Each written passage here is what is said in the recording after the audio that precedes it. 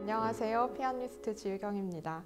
지금까지 여러 연주 무대를 통해서 인사드리다가 이렇게 아르테위드 채널을 통해서 저의 이야기를 전해드릴 수 있게 돼서 매우 기쁩니다. 저는 서울대 졸업 후 독일 하노버에서 약 10년간 살았고 귀국 재작년에 해서 여러 연주 활동과 함께 또 여러 대학에서 학생들을 가르치고 있습니다.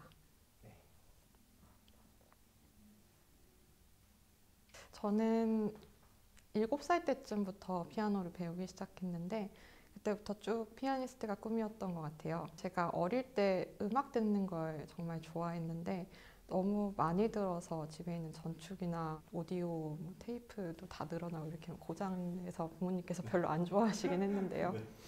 네, 그렇게까지 좋아하는 음악을 제가 직접 연주할 수 있다는 점에서 이제 연주자의 꿈을 가지게 된 건 한편으로는 되게 자연스러운 일이었던 것 같아요.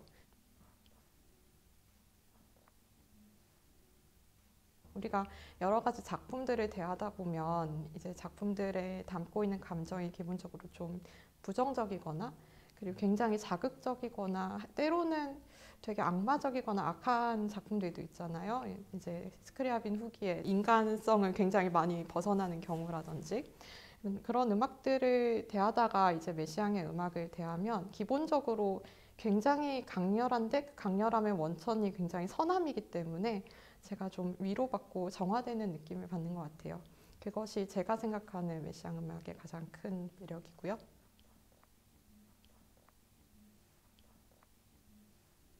제가 연주자로서 이제 연주를 준비하면서 가장 크게 기울이는 노력은 어떤 제가 선택한 저에게 주어진 작품을 진심으로 좋아하고 그리고 그 작품에 깊이 공감하는 일입니다.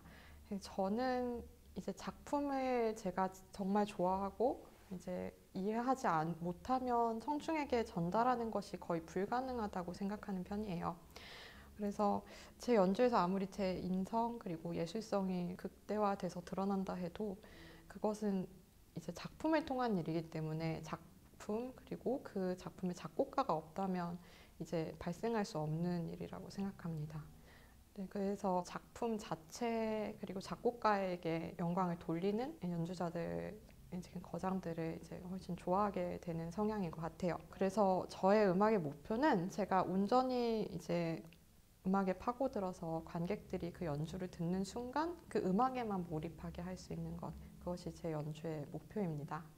그런데 연주하는 사람이 어떤 감정을 굉장히 분명히 가지고 전달을 해야 사람이 이해를 할 수가 있잖아요. 그래서 그 작품을 통해 제가 어떤 걸 정말 분명하게 느끼는지 하나씩 이렇게 단어로 써가면서 어느 날은 이렇게 해보고 어느 날은 다른 게 느껴지니까 또 다른 것도 써보고 이렇게 좀 세밀하게 연습을 하는 편이에요. 그래서 제가 작품을 공감하고 이해하려는 노력을 정말 기울이고 그걸 전달하기 위해서 거기엔 당연히 필요한 테크닉이 중요하잖아요. 그래서 그런 구체화를 위해 연습하는 시간을 굉장히 많이 투자를 해요. 현대음악에 보면서 제가 느끼는 가장 큰 매력은 아무래도 이것이 갓 만들어진 새로운 것이잖아요. 그래서 제 생각에는 좀 과장을 보태서 어떤 새로운 우주, 새로운 세상이 이제 딱 모습을 처음 드러내는 순간을 제가 보는 것 같아요. 그래서 경이롭고 이제 정말 놀랍기도 하고 한편으로는 저도 이해가 안 될 수도 있죠. 네, 이게 뭐야 싶을 때도 있고. 네. 그래서 연주자로서 저의 역할은 그렇게 갓 태어난 세상을 이제 남한테 보여주는 역할이잖아요. 그래서 이것이 제가 할 수 있는 뭐 정서적, 테크닉적 모든 걸 최선을 다해서 이제 프레젠테이션 하는 것이 저의 역할이라고 연주자 역할이라고 생각하고 이 세계가 앞으로도 존속하고 그리고 사람들이 정말 이 세계를 응원하고 계속 찾고 이렇게 되는 것의 역할은 일단 작곡가가 그걸 원해야 되고 그것을 위해 노력해야 된다고 생각하고 그리고 연주를 만드는 기획자가 그걸 잘 포장해서 이제 내놓을 수 있는 무대를 만들어야 된다고 생각하고 마지막으로는 청중의 역할에 달렸다고 생각해요. 예를 들어 우리 스트라빈스키 봄의 제전 초연 사건은 굉장히 유명한 스캔들이었잖아요. 이것이 무엇이냐, 예술이냐 이런 말도 많았고 훌륭하게 우리가 생각하고 평가받는 예술들도 당대에 굉장한 비난을 받았던 적이 있어요. 인상주의 예술만 해도 인상주의라는 말이 나왔던 것 자체가 사실은 비아냥거리는 조소의 말이었기 때문에 그래서 청중들이 당시 그 순간 받아들이지 않더라도 나중에 계속 찾게 된다면 그건 성공할 수 있겠지만 청중들이 한번 버리고 다시 찾지 않는다면 그 음악은 존재 가치를 잃게 되겠죠. 그것이 제가 생각하는 소비의 문제인 것 같습니다. 제가 가장 존경하고 좋아하는 음악가는 스비아토슬라프 리히터예요. 그래서 리히터의 이제 음악도 좋아하고 그리고 리히터가 평생 음악에 대한 헌신 그걸 정말 존경합니다. 그리고 리히터는 굉장히 레퍼토어도 굉장히 방대했는데 이제 말년에 이제 청각의 문제도 약간 있었고 약간 음이 높게 들렸거나 그랬다고 해요. 그리고 이제 자기 기억력도 믿을 수가 없어서 악보를 펴놓고 연주를 했는데 청각적 핸디캡이라든지 기억력의 핸디캡 이런 거 때문에 레퍼토리를 못 늘리고 이 작품들을 다 연주 못하는 상황이 자기가 싫었대요. 그런 정도로 이제 새로운 작품 탐구하는 것, 그리고 연주를 하는 것 자체의 가치를 굉장히 높게 생각했던 연주자라는 점에서 굉장히 존경했고 그리고 이제 시골 같은데 뭐 정말 음악을 좋아하는 사람들만 있으면 악기가 뭐든 간에 가서 연주를 할 수 있다는 그런 생각, 자세 그런 것들도 저는 정말 너무 존경하고 좋아하는 연주자입니다. 그리고 교육자로서 제가 생각하는 저의 롤모델은 저의 한국어 음대 시절 은사님이신 롤란드 크리거 교수님이신데요. 저는 제가 선생님 처음 뵀을 때 제가 잘했던 건 이제 음악 좀 분석적으로 그리고 안 틀리고 깔끔하게 치는 건 잘했는데 제가 저의 생각을 어떻게 표현해야 되는지에 대한 거는 굉장히 늘 고민만 하고 잘 못했어요. 어떻게 해야 되는지 잘 모르겠더라고요. 내가 너무 감정이 부족해서 안 되나 보다 이렇게 생각했었거든요, 사실. 그래서 그렇지 않다고 말해주신 게 선생님이었던 것 같아요. 이게 네가 아직 못하는 능력이기 때문에 그 능력을 스스로 깨닫고 해낼 수 있게 노력해야 된다고 하시면서 정말 집요하게 저를 괴롭히시기도 하고 그래서 정말 제가 예술가로서 생각을 하는데 가장 커다란 도움을 주신 분인 것 같아요. 그래서 이게 개개인의 학생들에게 그렇게까지 관심을 쏟아주는 게 이제 학생들을 가르치다 보면 쉬운 일이 아니에요. 왜냐하면 자기가 할 일도 많고 학생이 한 일도 아니니까. 그런데 저는 정말 커다란 사랑을 받았다고 생각하고 학생으로서 저도 제 학생들에게 원한다면 그렇게 해주고 싶습니다.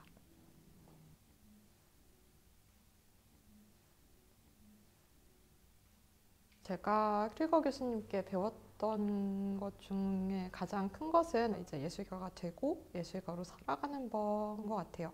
저희 클래스가 금요일에 클라센슈툰데라고 클래스 내 연주 수업 같은 게 있어가지고 일주일에 한 번씩 뭔가 다 연주를 해야 되는 그런 시간이 있었는데 끝나고 이제 선생님께서 퇴근하실 때 자전거 안 타고 가시면 이제 같이 걸어가고 그랬는데 그러면서 이제 음악에 대한 이야기를 많이 나눴어요. 저는 질문이 항상 많았기 때문에 쓸데없는 것도 다 열심히 대답을 해주셨어요.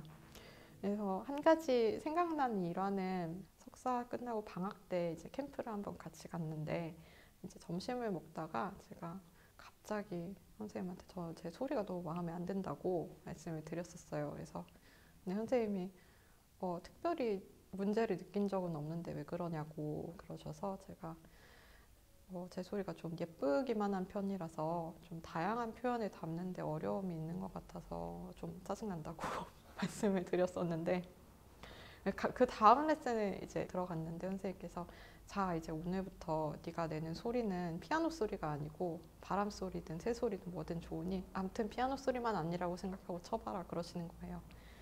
되게 감동적인 순간이죠. 밥 먹다가 그냥 잡담한 걸 이제 생각하고 다음 레슨 때 이렇게 말해주시는 건. 그런데 피아노를 치는 순간 그 소리가 피아노 소리가 아니라고 생각하려면 굉장히 많은 에너지가 필요하고 상상력이 필요하더라고요. 제가 여러 가지 콩쿠르 준비하고 있었는데 방학 때니까 이제 캠프에 있다가 혼자 연습을 해야 되는 시간이 길었어요. 한 달 정도. 그런데 선생님께서 한 달 동안 네가 고민이 많으니까, 제가 그때 베토벤 109 소나타를 치고 있었는데 3악장 그 미시 솔샵 그 코드 하나만 한 달 내내 쳐보라시는 거예요.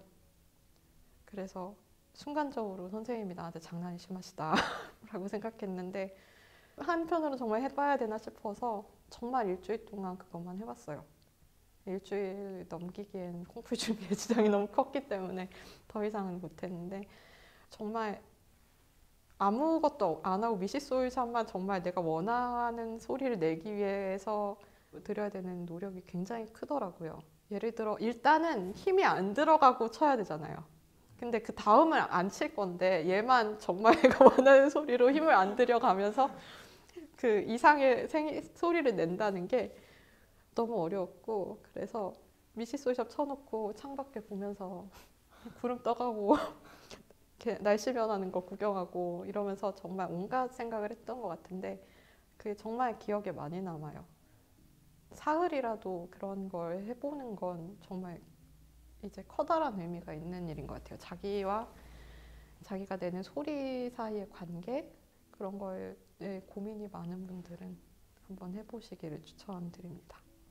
제가 이제 최고 연주자 과정 재학 시절에 앞으로 어떻게 음악가로 살아갈 것인지에 대한 고민이 많았던 시절이 있어요. 그래서 되게 우울했던 시절이 있는데, 그때 이제 아침에 한번 레슨을 갔는데 되게 우울한 날씨이기도 했어요. 우울하게 치고 있는데 선생님께서 너는 이제 음악을 통해 무언가를 전해 줄 수 있는 능력을 갖췄기 때문에 앞으로 계속 해야 되고 그만두면 안 된다, 이런 말씀을 해주셨는데, 이제 그날 들었던 레슨 내용은 기억이 안 나는데 그 말씀이 너무 저한테 감동적이고 뭉클했던 기억이 있었기 때문에 지금도 힘들 때 그 말씀을 굉장히 많이 생각하게 되는 것 같아요.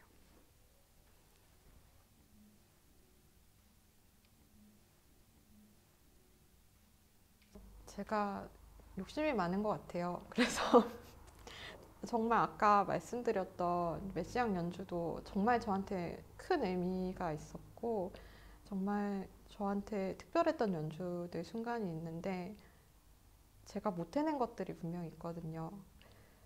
그래서인지 저는 아직 그렇게까지 성취감을 느꼈다고 하는 순간은 없었던 것 같아요. 항상 뭔가 모자란 게 계속 생각나요. 네, 그냥 앞으로 더 잘하고 싶고. 그런데 저는 제가 하고 있는 음악의 가치를 정말 믿고 제가 정말 좋아하거든요. 그래서 제가 딱히 다른 취미가 없어요. 뭐 취미를 굳이 말한다면 산책 정도인데, 산책하면서도 사실 음악을 생각하니까 제가 정말 좋아하고 제 삶과 이제 뗄래야 뗄 수가 없는 게 음악이라서 선택을 잘했다 못했다를 생각하는 것도 이상한 것 같고, 그냥 앞으로 계속 더 잘했으면 좋겠고요. 지금보다 더 나은 연주를 했으면 좋겠고, 그리고 제가 연주를 하다 보면 청중들이 몰입해하는 순간이 있어요. 저는 그 긴장의 끝을 정말 놓지 않기 위해 정말 필사적으로 연주하는 내내 노력하거든요. 특히 독주를 할 때. 이제 듣고 있고 뭔가 느끼고 있는 순간이잖아요, 청중이. 그 순간이 정말 소중하다고 생각하고 있기 때문에, 그래서 그 소중한 순간들을 위해서 늘 무대에 선다고 생각합니다.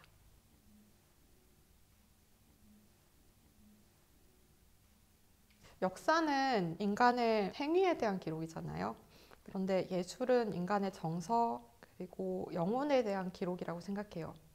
이제 미술이나 문학 같은 경우는 사람이 볼 수 있는 형태를 갖추고 있기 때문에 이제 기록이라는 말이 어색하지 않은데, 음악은 시간 예술이라서 다시 돌아오지 않잖아요. 레코딩은 좀 다른 문제지만.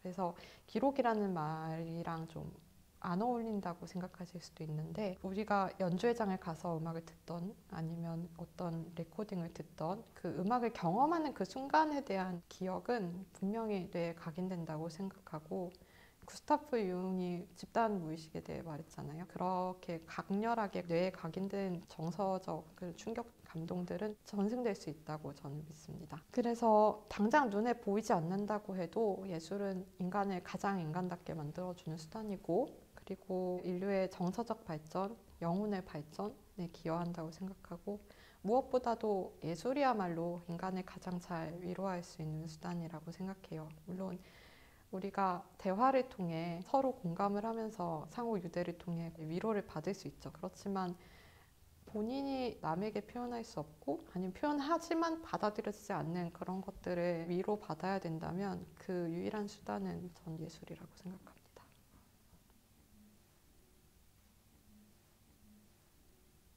윌리엄 블레이크라는 시인의 순수의 전조라는 시가 있어요. 그 식구 중에 하나가 그대의 손바닥 안에 무한을 쥐고 한순간에 영원을 보아라, 이런 말이 있는데 그 말이 저한테 정말 와닿더라고요. 그 한순간에 영원을 담는 것, 그것이 제가 연주자로서 가지고 있는 꿈입니다.